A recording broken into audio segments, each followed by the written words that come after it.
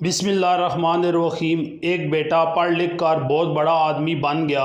वालिद की वफ़ात के बाद माँ ने हर तरह का काम करके इसे इस काबिल बना दिया था। शादी के बाद इसकी बीवी को माँ से शिकायत रहने लगी कि वो इनके स्टेटस में फ़िट नहीं है। लोगों को बताने में इन्हें शर्म आती है कि ये अनपढ़ इनकी माँ सास है।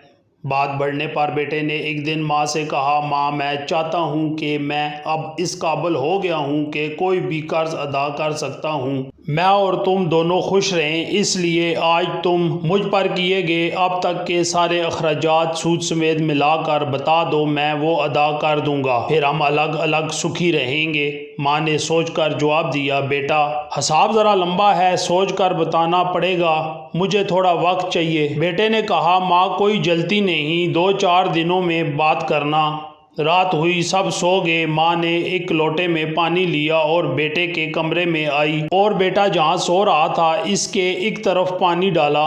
बेटे ने करवट ली, माँ ने दूसरी तरफ भी पानी डाल दिया। बेटे ने जिस तरफ भी करवट ली माँ इस तरफ पानी डालती रही। तो परेशान होकर बेटा उठकर चीख कर बोला कि माँ ये क्या किया है, मेरे बिस्तर को पानी पानी क्यों कर डाला। माँ बोली, बेटा तूने मुझसे पूरी जिंदगी का हिसाब बनाने को कहा था, मैं अभी ये हिसाब लगा रही थी कि मैंने कितनी रातें तेरे बचपन में तेरे बिस्तर गीला कर देने से जागते हुए काटी हैं। ये तो पहली रात है और तू अभी से घबरा गया। मैंने तो अभी हिसाब शुरू भी नहीं किया है जिसे तू अदा कर पाए।